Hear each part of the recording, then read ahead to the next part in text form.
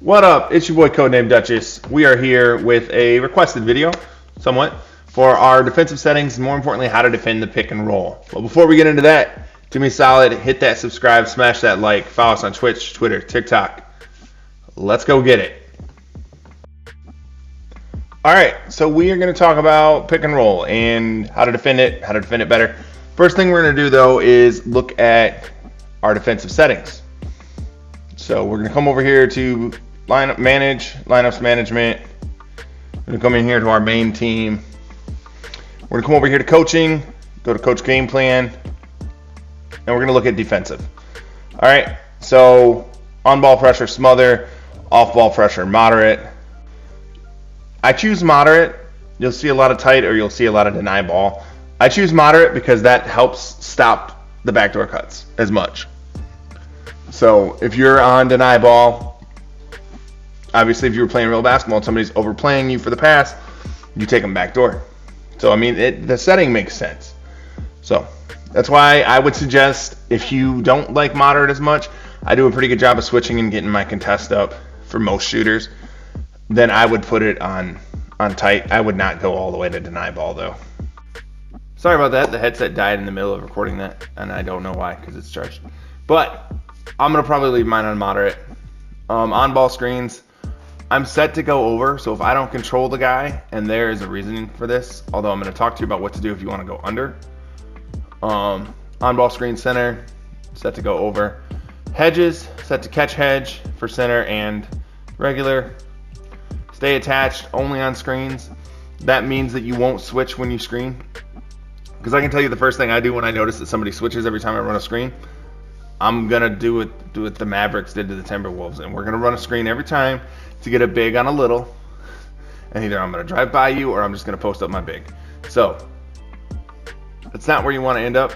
So I suggest only screens. The other setting I use on this sometimes is always. Only on screens, I seem to get more help defense.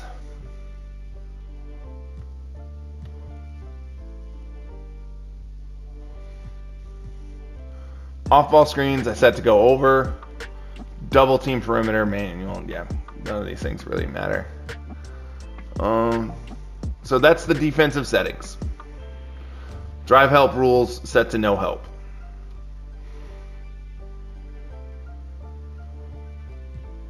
That's going to keep your guys from crashing from the corner. Help and no rotation. Yeah, it leaves guys are going to drop. So I don't suggest it. I'd rather give up 2 than a 3 all day. So I always set it to no help and trust myself to be a good enough defender. So that's the defensive settings. Now looking at pick and roll. All right, so now that we've gone over settings, I'm going to show you a couple of plays first where I do things wrong, and then we'll get into what I do to guard pick and roll.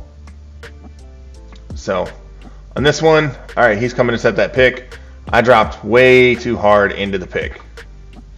He should have taken that layup. He's going to take this contested shot, and it ends up working out for us, but he should have taken this shot right here with Jason Kidd. About the only thing I did right was try to get the angle. The next thing's going to sound silly and obvious, but try to get these fouls here. It's a legal screen foul. You can kind of bait them into it a little bit. I wouldn't rely on it, though, but if you can get them, get them. All right, so the next little one is going to be if you can try to bait them into going away from the pick, it's a lot easier to stick with them.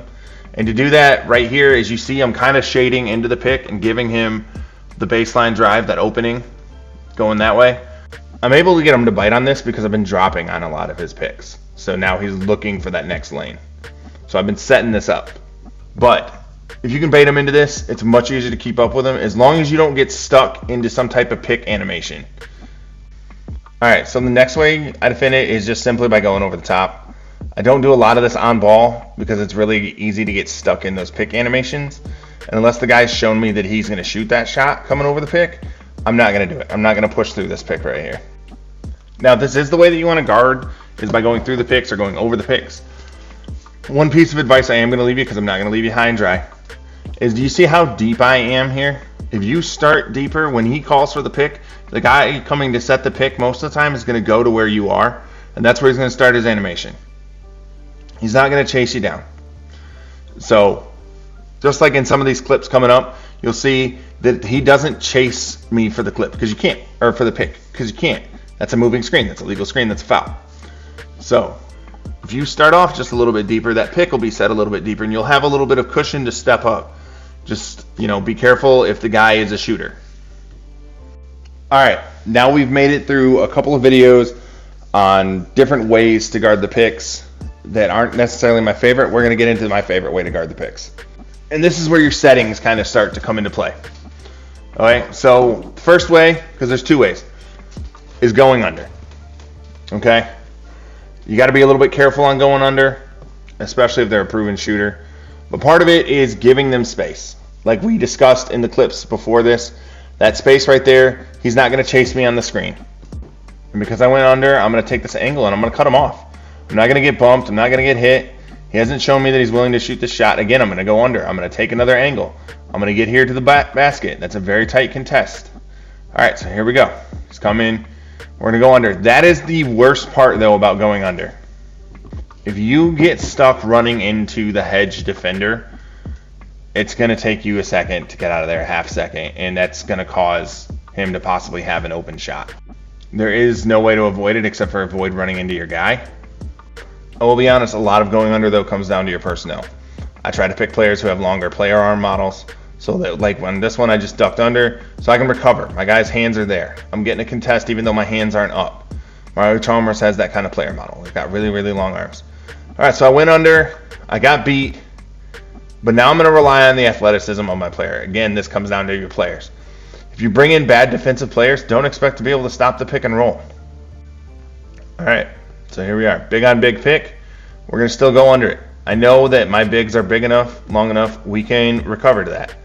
All right, so we went under it. We ran into our guy. Like I said, be careful about that. You will give up an open shot. This is going to happen occasionally. It's not the end of the world. Do not panic. All right, so we're going to go under again. It's that simple most of the time. Most of the time, as long as you don't run into your guy, it's just like that. You're going to slide right underneath. It's going under a screen. All right, so this last one we're going to call hedge control. This was probably the hardest one for me to learn. This one was going to take you some effort, but if you can get this down and learn how to do this, you will be that much better at 2K, to be honest. This is probably, I don't know, between going under and hedge control, I honestly don't know which one I like more. So the whole point of this is that we are going to control the guy guarding the guy setting the screen. And we do this because then we can control who drops and who does what. How we guard the pick and pop, how we guard the pick and roll from the screener perspective. But this is also where the importance of our settings comes into play. So that's why we set our guys to go over the screens and we set them to stay attached. Because I don't want to be controlling the hedge guy and then we switch defenders for whatever reason. I don't want that to happen. So, as you see in this clip, I'm controlling Julius Randle. I kind of drop so I can cover the drive, but I'm still close enough that I can close out to this three-point shot. And I have Mario Chalmers set to go over, so he's going to continue to chase and contest, and he's not going to switch. All right, and then on to the next one. All right, so Lou Dort's going to press up. I'm going to switch to Sigma because he's been dropping this screen, sending it fast. And we cut off the drop. All right, so now we're going to switch. We kind of cut off the drive, and we still close out this shot fast enough. And that's how I guard the pick and roll. I like to either go under or I like to control the hedge guy. You can fight through it. It's a little bit more difficult. Like I said, give them a little bit of space on it. Try to make them set that screen a little bit lower so you can step up to it. If not, if you have really good defenders, you can obviously fight through screens. That's it. You're not going to stop them all, so don't get frustrated. Please don't get mad at me if you can't stop them all. You're not going to be able to stop them all. I mean, if defense was that OP'd in this game, it wouldn't be a fun game to play. It would be like you wouldn't be able to score either.